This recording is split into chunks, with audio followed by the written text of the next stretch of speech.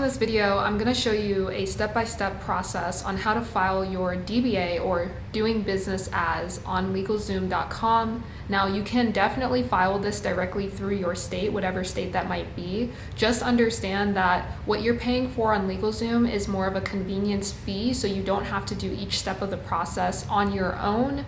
What LegalZoom will do is they will take the more time-consuming part of this process and do it themselves, and for that you pay a small service fee, which in my opinion makes my life so much easier. So I'm willing to pay for this service in order to get these documents completed.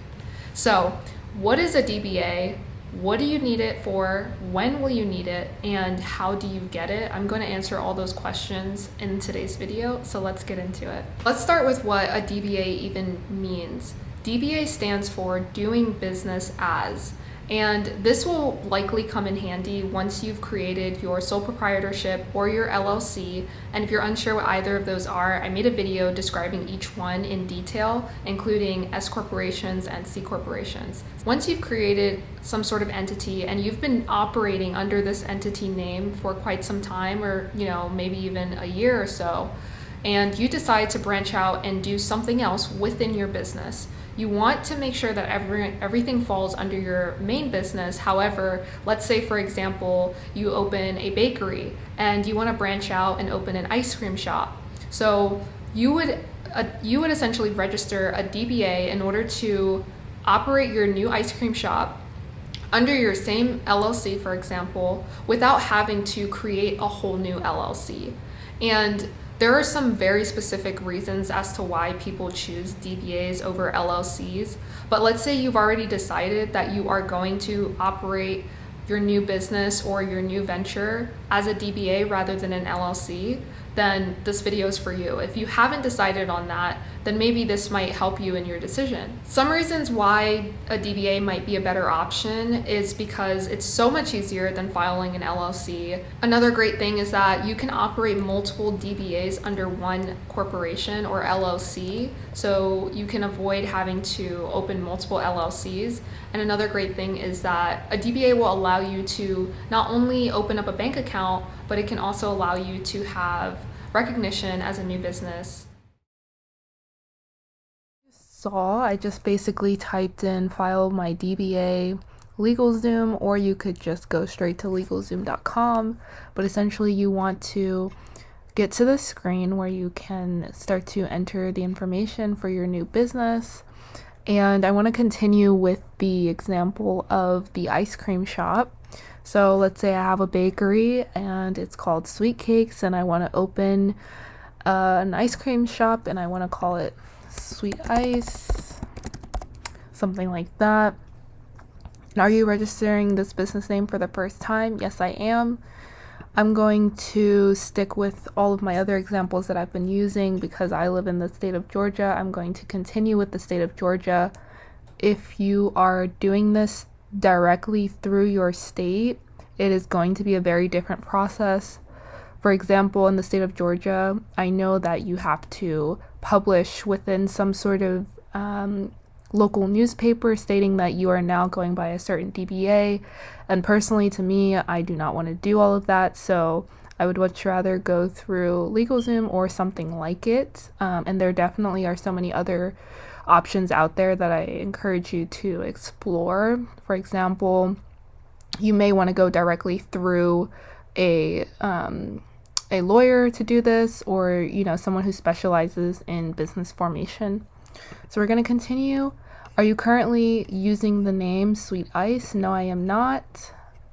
For the sake of this video, I'm just going to use names that have not been used. If you are trying to do a DBA for a name that you are already using, that might be a little more complex and may require a few more things, a few more steps. So for this video, we're going to say no, we are not currently using this name.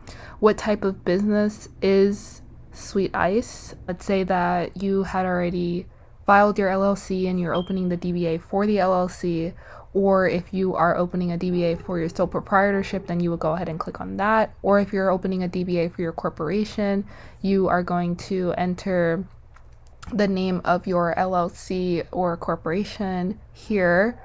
And I said that this was going to, my original LLC was called Sweet Cakes. And then you continue. Then you'll enter in all this information. I'm going to skip through this part and make something up for you all. What will your business be doing? Food services. And again, you want to make sure that you know, whatever your business is, that you choose that.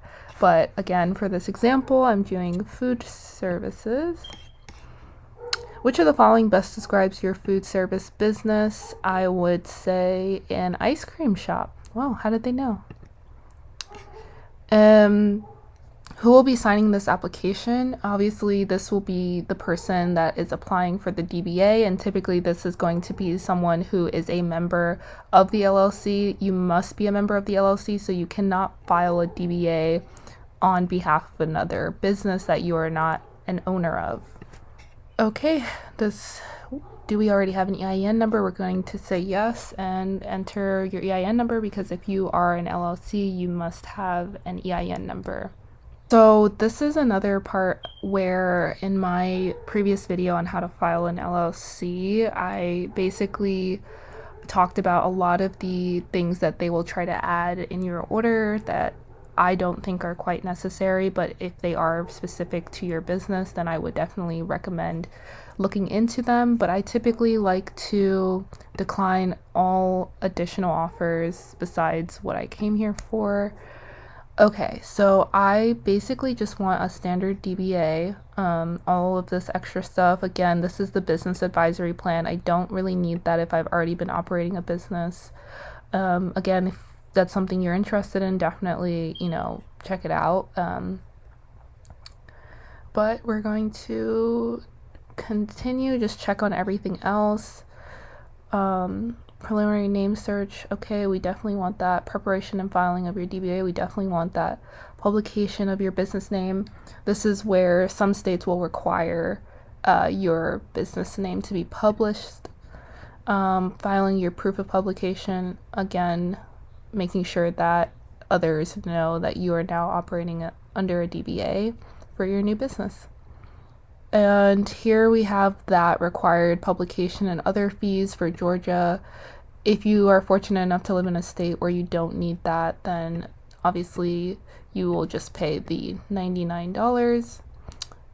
This is my total, and this is how you file for a DBA.